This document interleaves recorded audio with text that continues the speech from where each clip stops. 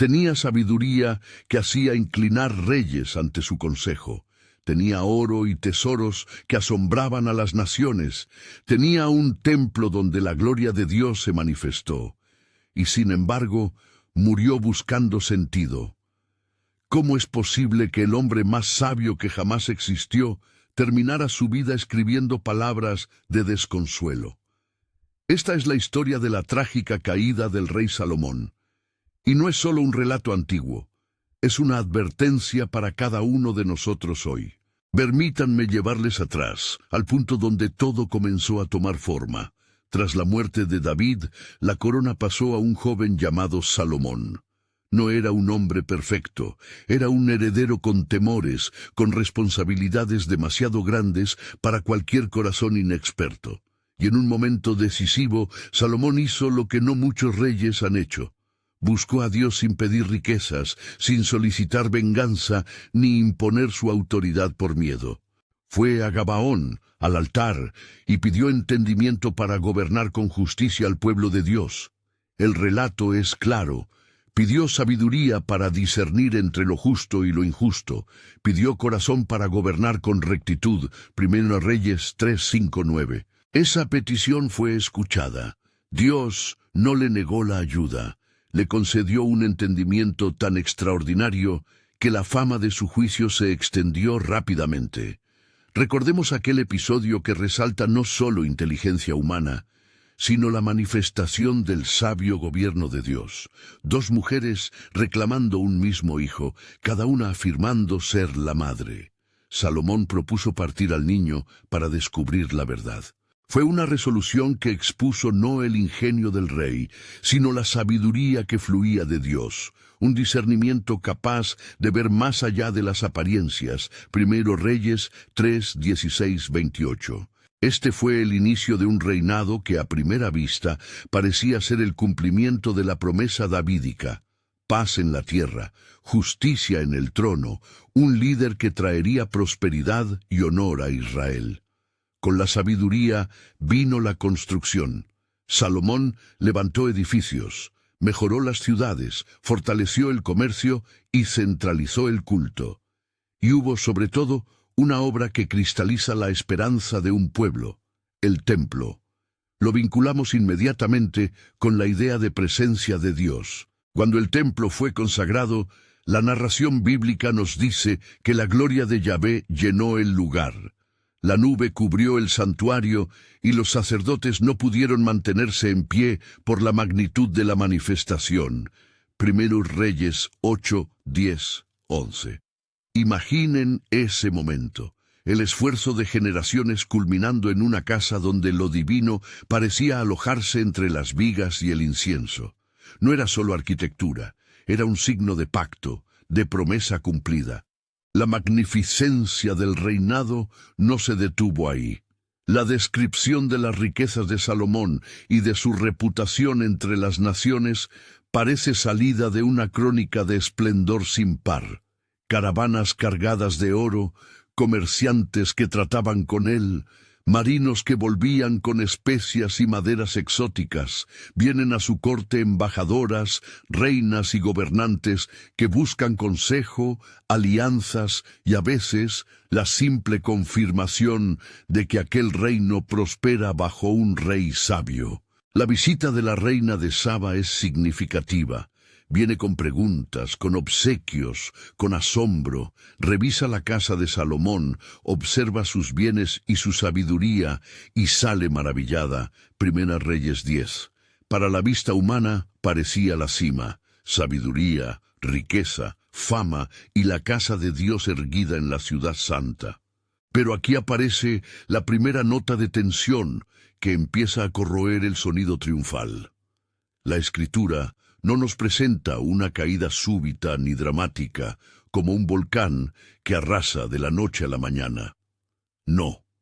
Lo que llevó a Salomón a desviarse fue una suma de pequeñas decisiones, una concatenación de concesiones que tomadas aisladamente parecían prudentes, incluso necesarias. Entre estas decisiones hubo una que tiene rostro humano: matrimonios con princesas extranjeras. Algunos pueden decir qué daño hace un matrimonio político. ¿No es parte del arte de gobernar, crear puentes por medio de alianzas? La Escritura misma reconoce la motivación política y la prudencia que a menudo revestía esas uniones.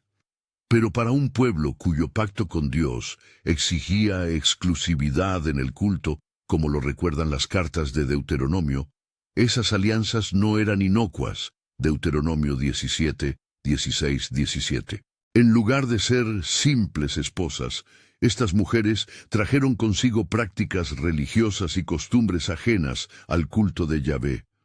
Lo que comenzó como tolerancia, un gesto de cortesía en la corte, una mesa compartida o renuncias culturales discretas, derivó en algo más profundo, la apertura del corazón del rey hacia otros dioses. La tensión aquí es profundamente humana. El deseo de paz, de aceptación internacional, de estabilidad política, se entrelaza con elementos de idolatría que, uno a uno, parecían manejables. Construir un altar en una colina para honrar a un dios local no era necesariamente, a primera vista, una demolición patente del templo. Era, sin embargo, la señal de que la frontera entre la política y la fe se había vuelto porosa. Las Escrituras nos permiten ver esta progresión sin recrear escenas ajenas al texto.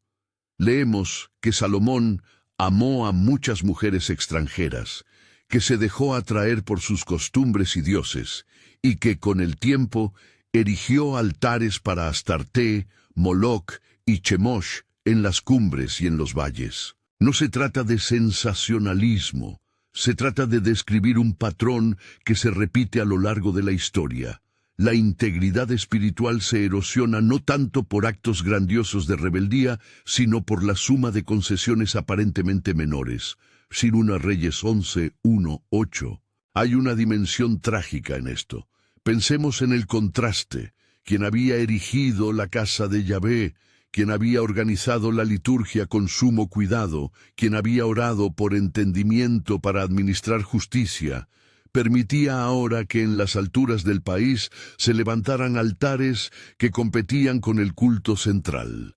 La ruptura no fue solo religiosa, fue simbólica y social. Un rey que había sido faro de unidad para las tribus, permitió que se instalaran lugares de culto que dividían la devoción del pueblo.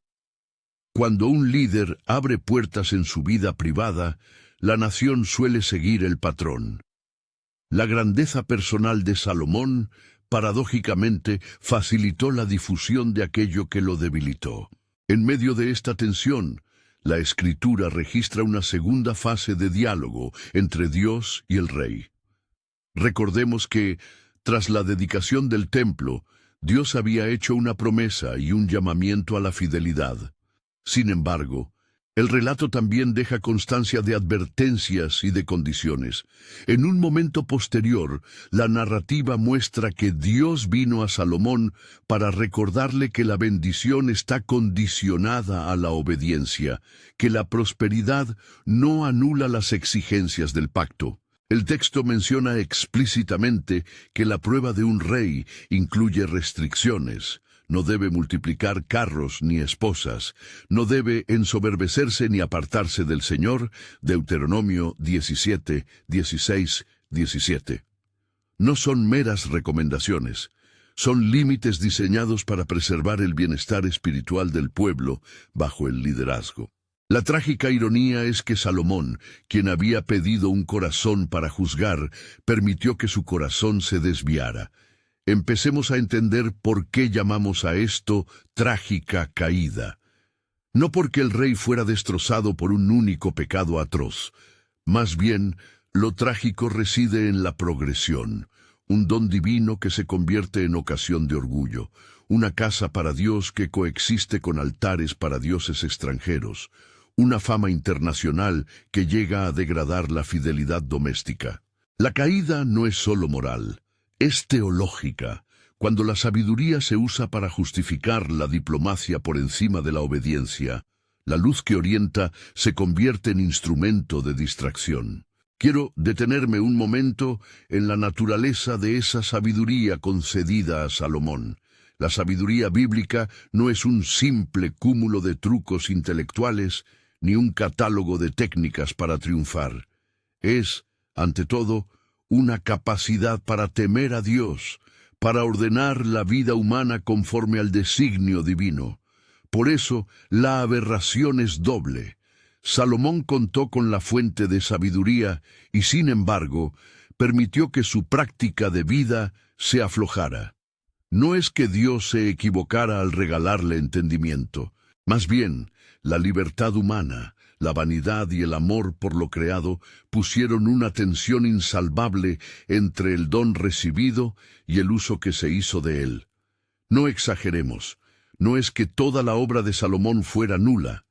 El templo perduró en su significado. La columna de la promesa davídica no fue anulada por completo. Aún así, la sombra que comienza a extenderse sobre su reinado nos obliga a preguntar, ¿qué hacemos cuando lo que fue dado para edificar comienza a servir a nuestras pasiones? En el caso de Salomón, la abundancia y la fama terminaron por esposarlo.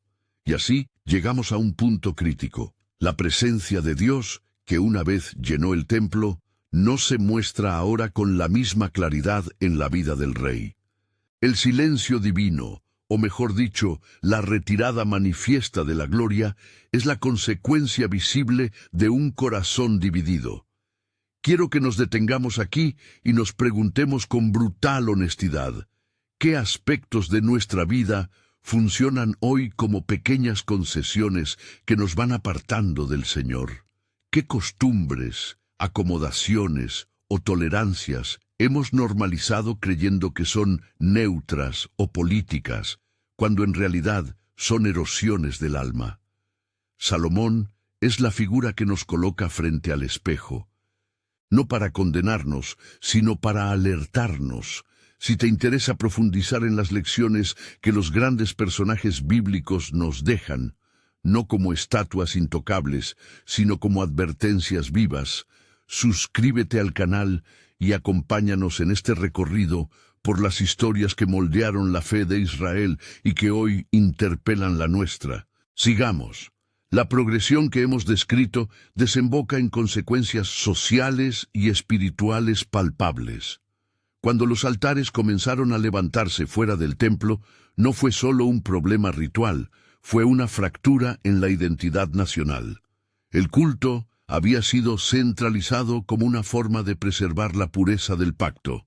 Descentralizar el culto equivalía, en la práctica, a normalizar la coexistencia de devociones contradictorias. Y los líderes religiosos, al verse confrontados con esta nueva realidad, experimentaron confusión y pérdida de autoridad. La devoción popular se fragmentó. Los centros de poder religioso se multiplicaron. El significado de la fidelidad se volvió difuso. Recordemos además que la misma escritura que narra la realización de la gloria en el templo es la que, en capítulos posteriores, escribe con lamento acerca de la desviación. En otras palabras, la narración no nos obliga a elegir entre la admiración por la obra monumental de Salomón y la crítica a sus errores. Ambas realidades coexisten. La magnificencia de la construcción y la desintegración de la fidelidad. Esta tensión es profundamente instructiva. Nos enseña que la grandeza pública no garantiza la integridad privada, y hay otra capa que conviene subrayar: la política. No podemos reducir lo sucedido únicamente a fallos personales de Salomón. La política internacional, las presiones de mantener alianzas, la complejidad del gobierno y las demandas de un pueblo abundante crearon un escenario donde las decisiones tenían consecuencias imposibles de prever. Esa es la tragedia clásica. El líder que quiso armonizar la estabilidad política con la integridad espiritual terminó por sacrificar la segunda en aras de la primera.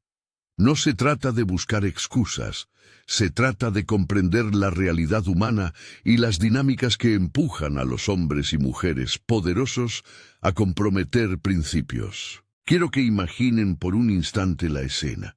La corte brillante, los cofres repletos, las mesas abundantes, diplomáticos que hablan de futuro y estabilidad, y al mismo tiempo, diminutas estatuillas depositadas en rincones, pequeños rituales practicados por cortesanos a la luz de antorchas.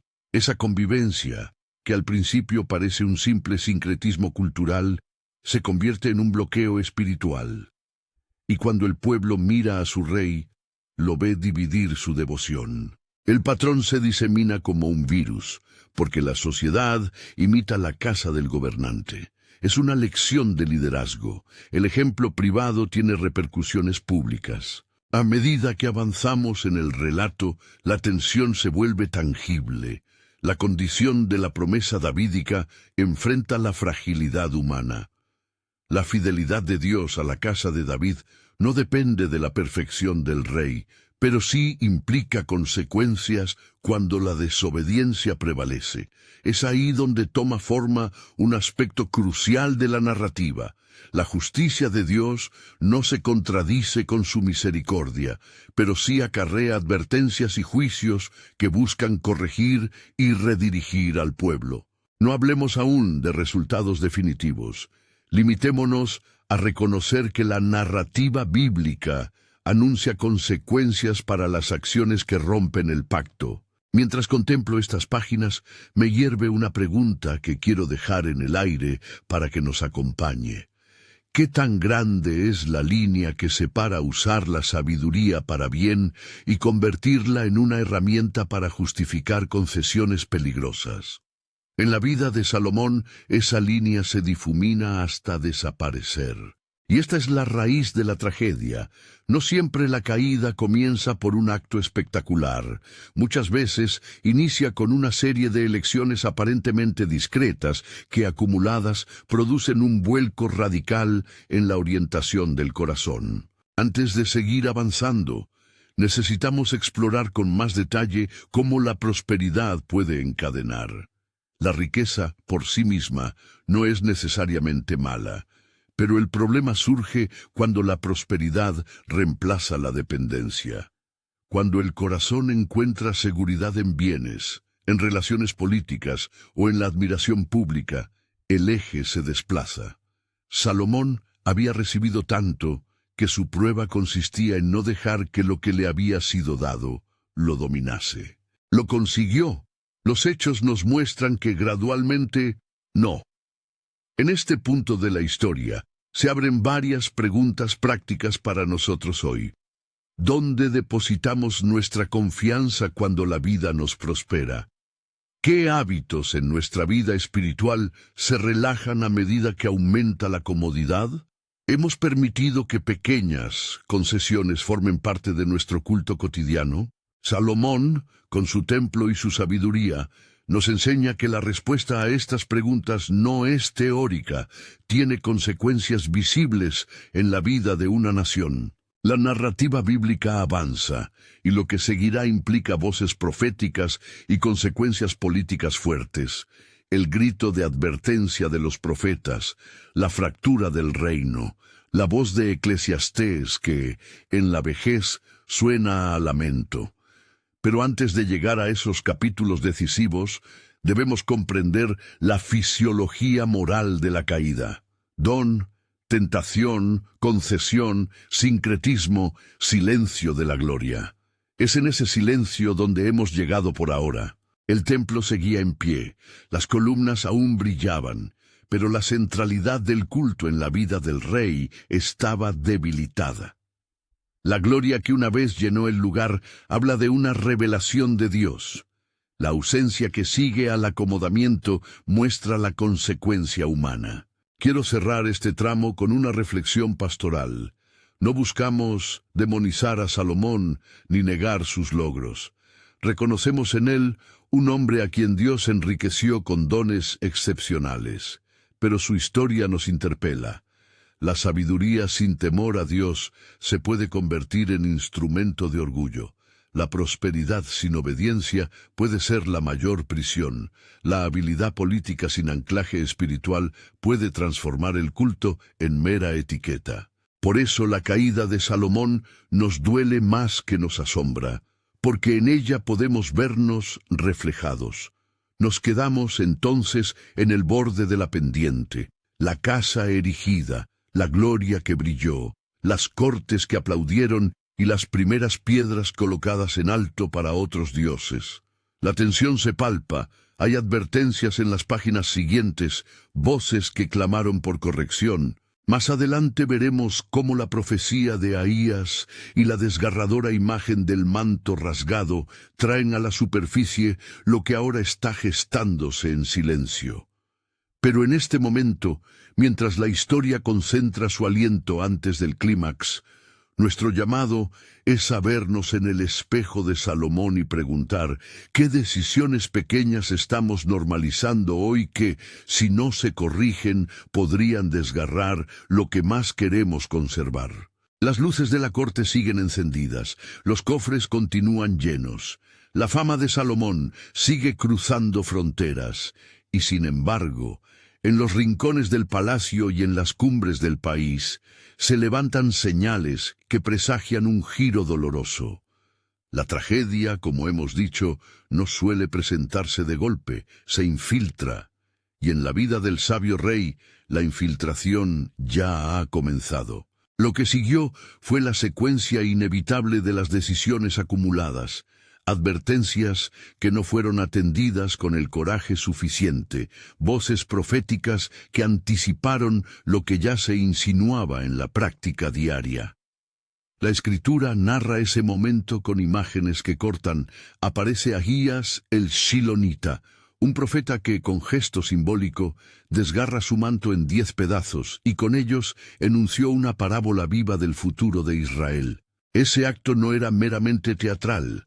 Era la noticia de que el reino se rasgaba por la irresponsabilidad espiritual de su rey y por la dinámica política que lo había corrompido. Primera Reyes 11, 29-39. Pensemos en la crudeza de la escena, un manto que representa la unidad, partido a manos llenas, repartido como símbolo de juicio. No fue un golpe de estado repentino, fue la consecuencia prevista de meses y años en que la devoción del rey se fue fragmentando.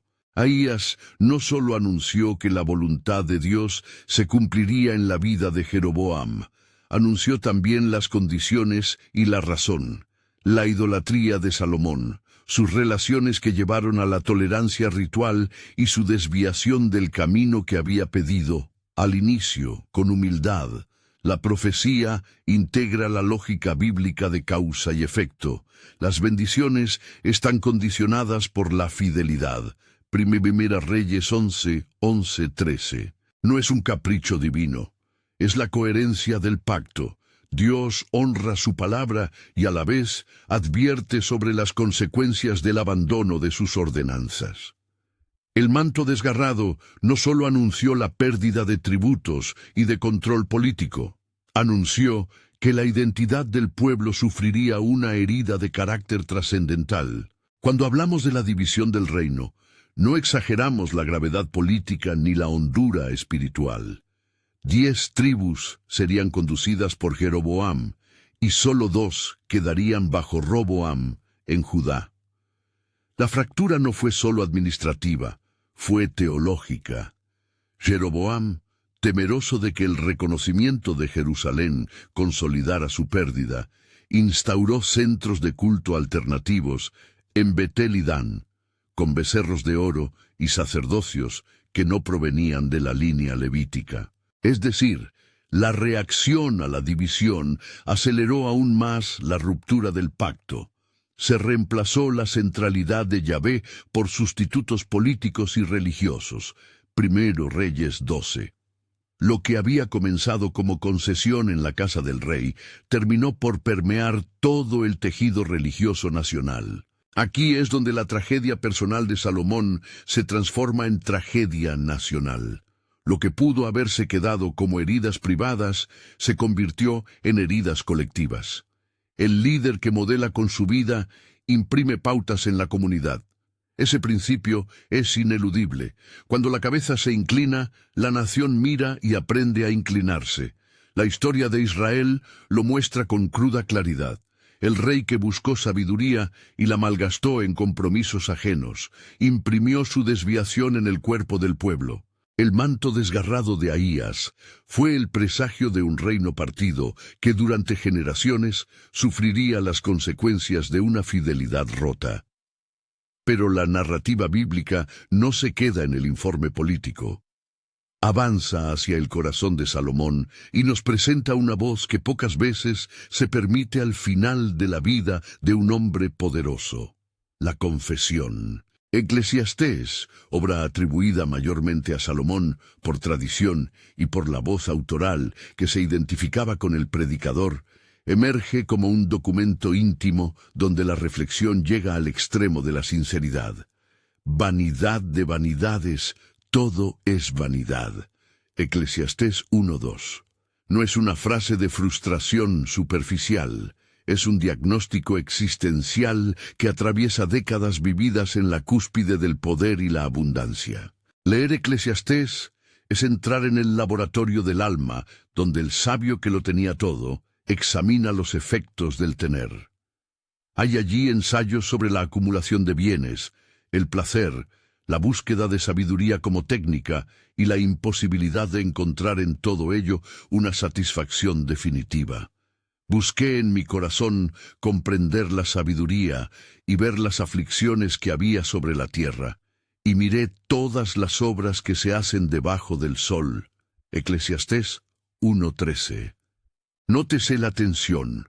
El que pidió sabiduría para gobernar, ahora la usa para analizar la vida y descubre que sin temor a Dios, la sabiduría misma queda hueca, instrumentalizada, incapaz de dar sentido último. Eclesiastés no es una condena totalizante del mundo creado, es un lamento que opera como espejo.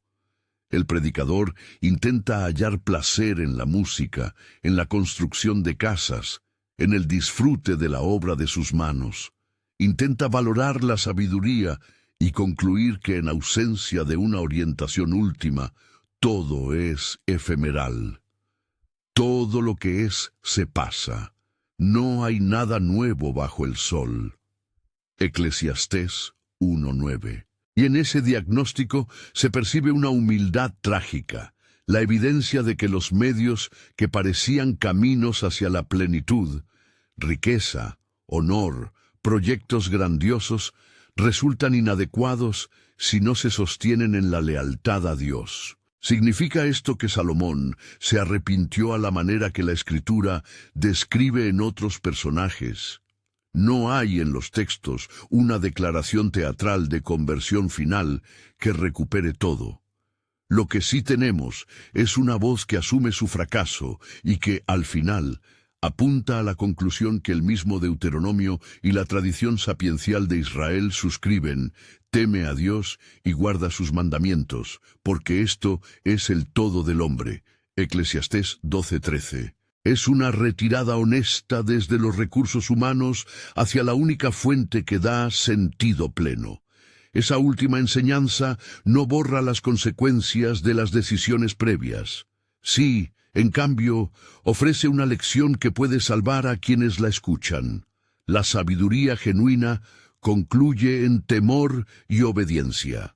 En este punto conviene poner un espejo frente a nuestra propia vida. Las palabras de Eclesiastés no fueron escritas para que nos compadezcamos de Salomón ni para que lo exaltemos. Son un llamado para que no repitamos su patrón. ¿Cuántos de nosotros acumulamos defensas espirituales ante la prosperidad? ¿Dónde dejamos que las concesiones políticas o las tolerancias inocuas en materia espiritual entren en nuestras casas, en nuestras iglesias, en nuestras relaciones? La lección es pastoral y práctica. La convivencia con lo que desfigura la devoción no se corrige por inercia, se corrige por decisión, por regreso a los fundamentos, por arrepentimiento visible. Es significativo que la tradición bíblica cierre Eclesiastés con una nota de esperanza mesiánica implícita. La promesa davídica no se desvanece. Aunque Salomón haya fallado en la fidelidad plena, el propósito de Dios no se frustró. La casa de David seguiría siendo el escenario de la promesa que culminaría en Cristo. De esa manera, la historia de Salomón es simultáneamente advertencia y preludio, muestra la fragilidad humana y al mismo tiempo prepara la sensibilidad para la venida de aquel rey que verdaderamente cumpliría la alianza. En Jesús vemos la obediencia que Salomón no mantuvo.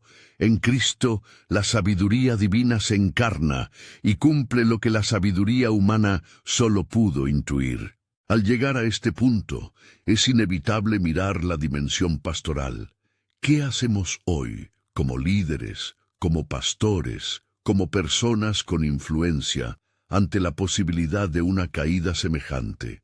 La respuesta debe involucrar humildad, estructuras de rendición de cuentas y una disposición a renunciar a comodidades que erosionen la fidelidad. No se trata de imponer una moralidad legalista.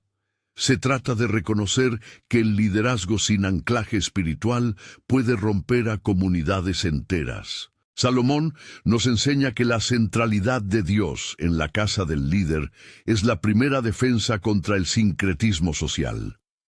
También es preciso atender la dimensión de la prosperidad. La riqueza, el éxito y la admiración pública son dones que conllevan riesgo. En el mundo moderno, con sus redes globales, sus alianzas políticas y sus tentaciones culturales, la capacidad de justificar pequeñas concesiones es enorme. Un acuerdo que parece inocuo hoy puede abrir la puerta a prácticas que distorsionan nuestra identidad espiritual mañana. Por eso, el ejercicio de la prudencia no debe confundirse con cobardía. Es, más bien, fidelidad preventiva. Preguntémonos, ¿qué acuerdos, qué amistades, qué concesiones podrían gradualmente reconfigurar nuestras prioridades? ¿Qué sacrificios hoy de comodidad preservarían la claridad de nuestra devoción mañana? No podemos eludir, además, la dimensión comunitaria. Cuando un líder cae, la comunidad sufre. Cuando el manto se rasga en la cima, la nación entero siente la tensión. Es por ello que la vida de la Iglesia o de la comunidad creyente debe reconocer estructuras que protejan la pureza del culto, enseñanzas constantes sobre la exclusividad del Señor, prácticas de discipulado que formen carácter y la valentía profética para denunciar la sincretización. Humar a una comunidad implica preservar su integridad, aunque eso nos obligue a tomar decisiones impopulares. Al mismo tiempo, no voy a caer en un juicio simplista sobre Salomón. Reconozcamos su grandeza. La construcción del templo constituyó una contribución teológica y litúrgica enorme para Israel. La dedicación del templo y la manifestación de la gloria de Dios en aquel lugar son testimonios de la gracia que había acompañado su reinado. Primero Reyes 8. La tensión entre la grandeza pública y la fragilidad privada es precisamente lo que hace su historia tan perenne. En ella encontramos la advertencia y la esperanza, la belleza y la sombra. No es una biografía para condenar, es una enseñanza para redirigir. Llegamos, por tanto, al cierre de esta historia que hemos llamado la trágica caída del rey Salomón, el triste final del hombre más sabio que jamás haya existido. Es trágica porque la posibilidad de haber sido un ejemplo pleno quedó truncada por decisiones acumuladas. Es triste porque quien había empezado pidiendo un corazón para juzgar, terminó escribiendo un lamento sobre la futilidad del tener. Pero la historia no termina en la desesperanza. Eclesiastés concluye con una dirección clara: volver a la reverencia a Dios. Esa invitación siempre queda disponible para quienes desean corregir el rumbo. ¿Cómo aplicar esto de forma concreta? Primero, examina tus alianzas. ¿Qué relaciones te piden que compromises convicciones? Segundo, monitoriza tus comodidades. La comodidad espiritual es sutil y letal.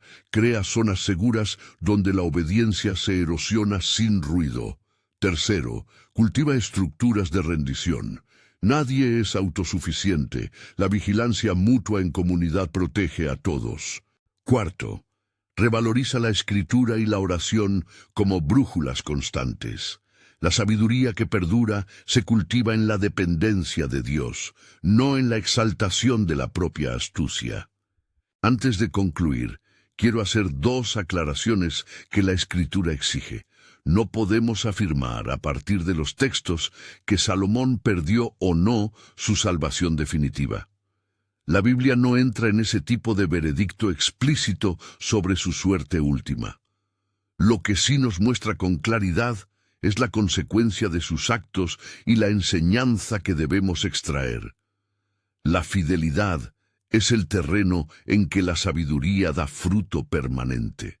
Y segundo, la esperanza mesiánica que aparece en el horizonte del Antiguo Testamento no se suprime por las fallas humanas. Por el contrario, se cumple en Cristo, quien realiza en su persona aquello que los reyes humanos no pudieron sostener. Así, la historia de Salomón no destruye la promesa, la encuadra en la necesidad de un rey perfecto. Para cerrar con ternura pastoral, si te reconoces en alguna de las sombras de esta narración, no te quedes en la culpa paralizante. Salomón no es un enemigo a evitar, sino un espejo útil para entender nuestra fragilidad. Vuelve a los fundamentos: oración, arrepentimiento, actos concretos de restitución donde sea necesario. Arregla lo que puedes arreglar y permite que la comunidad te acompañe. La fidelidad no es un espectáculo heroico único, es una serie de decisiones pequeñas y fieles que con el tiempo reconstruyen lo que la negligencia quebró. Y ahora, una invitación práctica. Si esta historia te ha impactado y quieres ver otra caída poderosa que sirve como espejo del corazón humano, te recomiendo ver el vídeo que tenemos sobre Sansón. Allí exploramos cómo el poder y la debilidad personal se entrelazan y qué lecciones prácticas podemos extraer para no repetir esos patrones. Busca el enlace en la descripción y acompáñanos en ese contraste que nos hace mirar con mayor sobriedad nuestra propia vida. Terminemos con una breve oración, pidiendo a Dios sabiduría y un corazón firme. Señor, Padre misericordioso, reconocemos nuestra fragilidad y la facilidad con que pequeños desvíos se convierten en sendas que alejan del propósito. Danos la humildad de evaluar nuestras vidas con honestidad. Danos la valentía de renunciar a lo que nos ata. Fortalece a nuestros líderes para que protejan la fidelidad del pueblo. Riega con tu espíritu una nueva reverencia en nuestras casas y en nuestras iglesias. Que la historia de Salomón nos alerte y nos dirija hacia ti, porque solo en ti la sabiduría encuentra su fin verdadero. En el nombre de Jesús, amén. Si esta palabra ha removido alguna cosa en ti, comparte este vídeo con alguien que necesite escuchar esta advertencia. Y no olvides ver el siguiente estudio sobre Sansón. Las sombras de su vida también guardan lecciones que no podemos ignorar.